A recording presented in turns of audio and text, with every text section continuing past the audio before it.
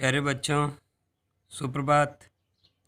आज हम कक्षा 9वीं विषय हिंदी के अंतर्गत कबीरदास जी का जो अपना पाठ चल रहा है उसमें कबीरदास जी की तीसरी साखी का रसास्वादन करेंगे।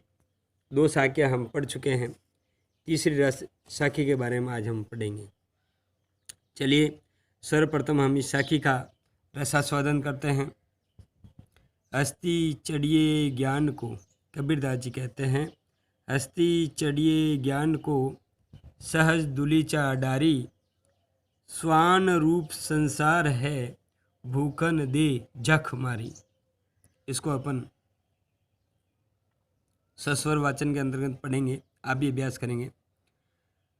हस्ती चढ़िए ज्ञानी को सहज दुलीचा डारी, स्वान रूप संसार है भूखन दे झक मारी, कबीरा भूखन दे झक मारी। इस प्रकार से कबीरदास जी की साखियों को अगर सस्वर गाते हैं बड़ा आनंद आता है। अब अपन इनके नवीन शब्दों के बारे में पढ़ेंगे। पहला शब्द आया हस्ती। हस्ती यानी हाथी, हाथी को हस्ती भी कहते हैं। स्वान, स्वान यानी कुत्ता, डॉग। सहज यानी आसानी से, आसानी से, सरलता से भी कह सकते हैं। डारी यानी डालना। जकमाना यानी बेकार,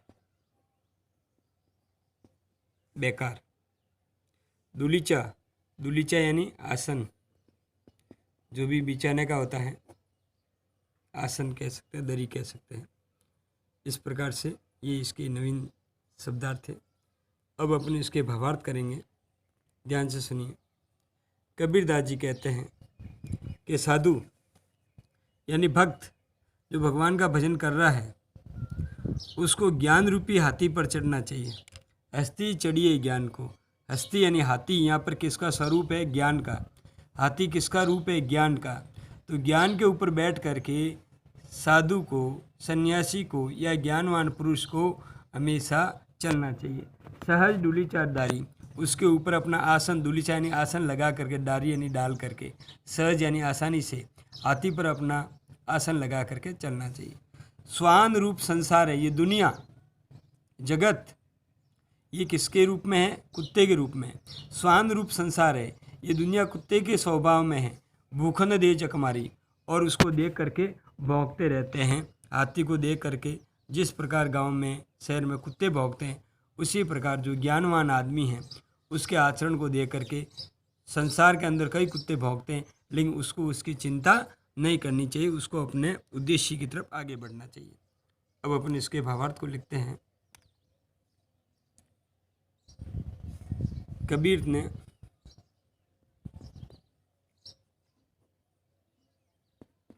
साधकों को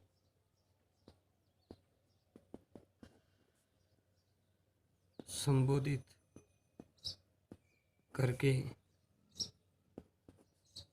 कहा है कि आप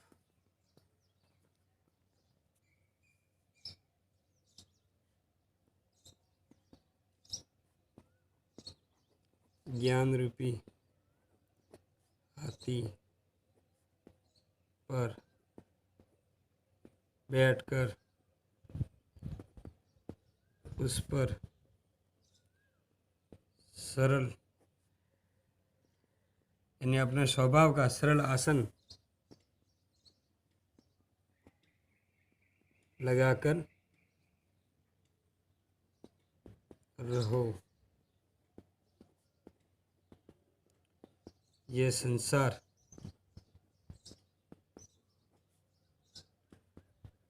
कुत्तों की तरह भौंकता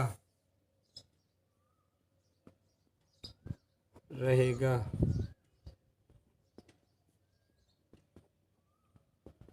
वे बेकार हैं, आप पर उसका प्रभाव नहीं होगा। जिस प्रकार हाथी पर बैठकर चलने से या हाथी को देख करके कई कुत्ते भौंकते हैं और उस हाथी का कुछ नहीं बिगड़ता, हाथी उसकी तरफ ध्यान नहीं देता, उसी प्रकार साधकों को ये कबीरदास जी ने कहा है।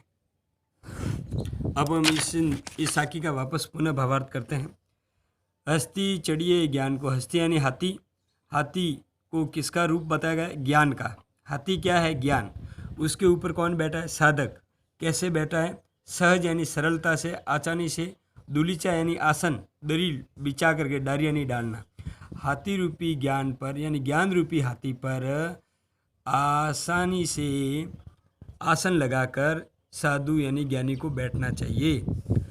स्वान रूप संसार है, ये दुनिया कुत्ते के समान है, कुत्ते के रूप में है।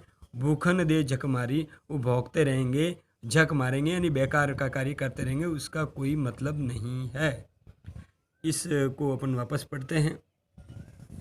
अब इसके प्रश्नोत्तर है वो मैं लिख देता हूँ। प्रश्नोत्तर,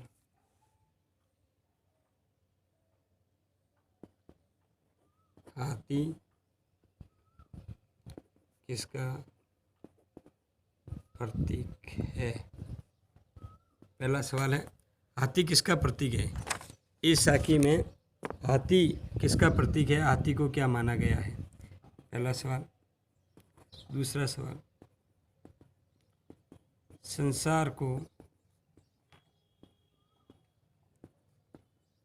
किसके समान बताया गया है? तीसरा सवाल,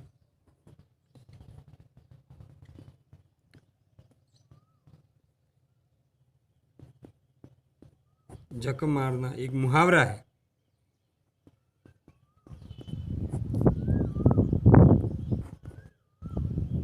मुहावरा का अर्थ लिखकर वाक्य बनाओ।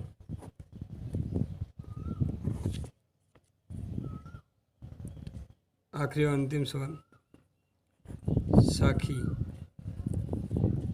से हमें क्या सीख मिलती है? यानी इस साखी से हमें क्या सीख मिलती है? हाथी किसका प्रतीक है? हाथी ज्ञान का प्रतीक है। संसार को किसके समान बताया गया? कुत्ते के समान बनाया गया। जक मारना, मुहावरा का अर्थ लिखकर वाक्य बनाओ। जक मारना यानी बेकार का काम करना, इसका वाक्य के अंदर प्रयोग करना। इस साखी से हमें क्या शिक्षा मिलती है? यानी ये जो साखी है इससे हमें क्या शिक्षा मिलती है? इस साखी से हमें ये शिक्षा मिलती है कि हमें कभी भी दुनिया की बातों पर अधिक ध्यान नहीं देना चाहिए और अपने मस्ती में काम करना चाहिए, क्योंकि दुनिया तो किसी भी तरीके से बोल सकती है। अभी अपन इस साखी का पुनः रसास्वादन करेंगे, आप भी करेंगे। हस्ती चढ़िए ज्ञान को, सहज दुली चढ़ारी। स्वान रूप संसार है, भूखन दे जक मारी। कबीरा भूखन दे जख मारी। धन्यवाद। आज आप इसका काम करेंगे, इस साखी को लिखेंगे, याद भी करेंगे, सस्वर वाचन करेंगे तथा कल अपन अगली साखी को पढ़ेंगे। धन्यवाद।